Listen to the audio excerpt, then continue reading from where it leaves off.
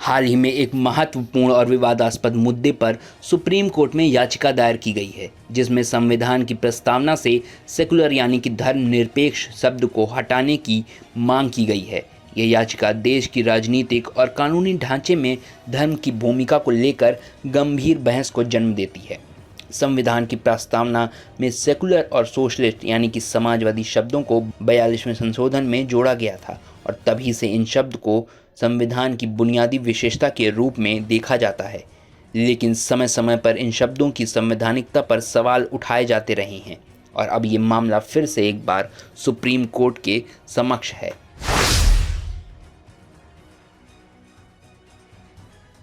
याचिकाकर्ताओं का तर्क है कि संविधान की मूल प्रस्तावना में सेकुलर शब्द नहीं था और इसे बाद में 42वें संशोधन के दौरान जोड़ा गया है।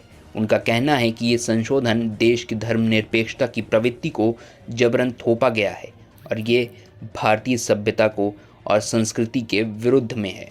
याचिका में ये भी दावा किया गया है कि भारत एक बहुधार्मिक और बहुसांस्कृतिक देश है, जहाँ सभी धर्मों का समान सम्मान है, लेकिन सेकुलर शब्द को जोड़ने से एक विशेष प्रकार की विचारधारा को बढ़ावा दिया गया है, जो देश की मौलिक पहचान से विपरीत है।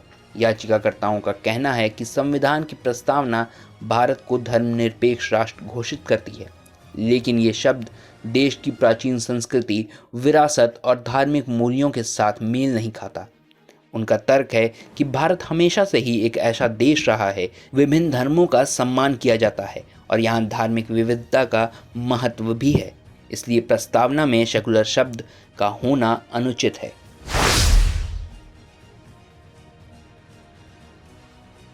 इस याचिका को समझने के लिए ये जानना जरूरी है कि 42वां संविधान संशोधन कब किन परिस्थितियों में हुआ। 1976 में तत्कालीन प्रधानमंत्री इंदिरा गांधी के नेतृत्व में यह संशोधन आपातकाल के दौरान लिया गया था। इस संशोधन के माध्यम से संविधान की प्रस्तावना में सेकुलर और सोशलिस्ट शब्दों को जोड़ा गया था।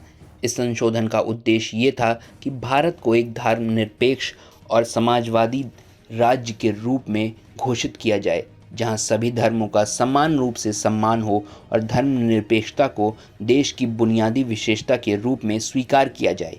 इसके अलावा ये संशोधन सरकार की समाजवादी नीतियों को भी संवैधानिक समर्थन देता था, जिससे सामाजिक न्याय और समानता का मार्ग प्रशस्त होता है।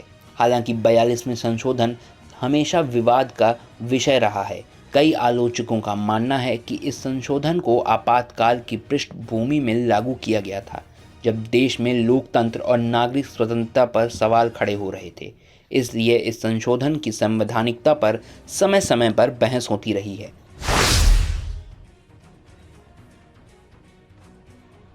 जब ये याचिका सुप्रीम कोर्ट के समक्ष आई तो अदालत ने मामले को गंभीरता से लिया, लेकिन ये भी स्पष्ट किया कि यह एक अत्यधिक संवेदनशील मुद्दा है। कोर्ट ने इस मामले में सुनवाई करते हुए याचिकाकर्ताओं से कई सवाल किए। अदालत ने ये जानने की कोशिश की कि क्या इस मुद्दे पर पुनर्विचार करना संविधान के मौलिक ढांचे को प्रभावित करेगा। सुप्रीम कोर्ट ने अपने प्रारंभिक टिप्पणियों में कहा कि संविधान की प्रस्तावना में सेकुलर शब्द को जोड़ने का उद्देश्य भारत के बहुधार्मिक और बहुसांस्कृतिक समाज में समानता सुनिश्चित करना था। अदालत ने कहा कि संविधान की प्रस्तावना संविधान के उद्देश्य और सिद्धांतों का प्रतीक है और इसमें किए गए संशोधन संविधान के बुनियादी ढांचे का हिस्सा बन गए हैं। सुप्रीम कोर्ट ने यह भी कहा कि संविधान के बुनियादी ढांचे को बदलने का अधिकार संसद के पास नहीं है। अदालत ने कहा कि 1973 के केशवानंदा भारती मामले में सुप्रीम कोर्ट ने स्पष्ट कर दिया था कि संविधान के बुनियादी ढांचे को नहीं बदला जा सकता है। इस संदर्भ में अदालत ने याचिकाकर्ताओं से पूछा कि क्या सेकुलर शब्द को हटाना संविधान के बुनियादी ढांचे में बदलाव करने जैसा होगा। हालांकि सुप्रीम कोर्ट ने इस याचिका को खारिज नहीं किया, बल्कि इस पर विस्तृत सुनवाई की आवश्यकता बताई है। अदालत ने कहा कि इस मामले में सभी पक्षों की राय सुननी जरूरी है ताकि संतुलित और न्याय संगत निर्णय लिया जा सके।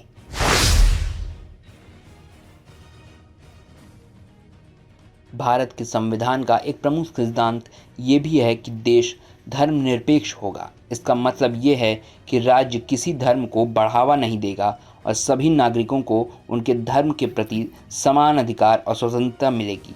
सेकुलर शब्द को प्रस्तावना में जोड़ने का मकसद भी यही था कि भारत को एक ऐसा राष्ट्र घोषित किया जाए जहां सभी धर्मों के प्रति समान सम्मान हो और राज्य की नीतियां किसी भी धार्मिक भेदभाव से मुक्त हों।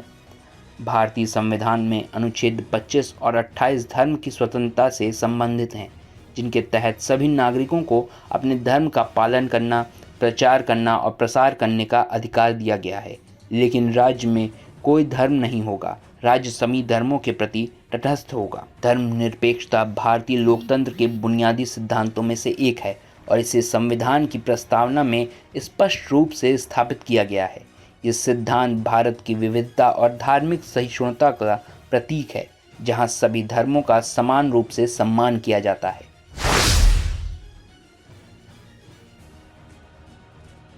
सुप्रीम कोर्ट में दायर इस याचिका पर राजनीतिक और सामाजिक प्रतिक्रियाएं तीखी रही हैं। कई राजनीतिक दलों ने इस याचिका की निंदा की है और इसे संविधान के बुनियादी ढांचे पर हमला बताया है।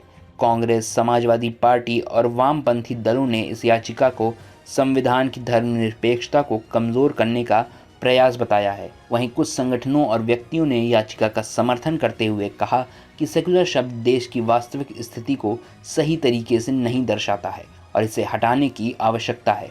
उनका तर्क है कि धर्मनिरपेक्षता की आड़ में कई बार हिंदू धर्म और संस्कृति को निशाना बनाया गया है और इसलिए इस शब्द को हटाना ज़रूरी है।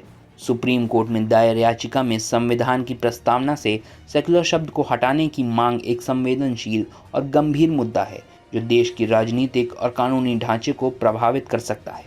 संविधान की प्रस्तावना न केवल हमारे राष्ट्र के उद्देश्य और सिद्धांतों का प्रतीक है, बल्कि ये देश की धर्मनिरपेक्षता की बुनियादी विशेषता को भी दर्शाती है। इस याचिका पर सुप्रीम कोर्ट का अंतिम फैसला आने वाला समय ही बताएगा, लेकिन ये स्पष्ट है कि इस मुद्दे पर बहस जारी रहेगी। धर्मनिरपेक्षता भारत संविधान का एक महत्वपूर्ण सिद्धांत है और इसे बनाए रखने या बदलने का सवाल देश के भविष्य के लिए अत्यधिक महत्वपूर्ण है। और आप हमसे जुड़े रहने के लिए सब्सक्राइब करें YouTube पर, फॉलो करें Twitter पर और लाइक करें Facebook पर। और ज्यादा जानकारी के लिए आपको टाइप करना होगा सिर्फ न्यूज़ नशा।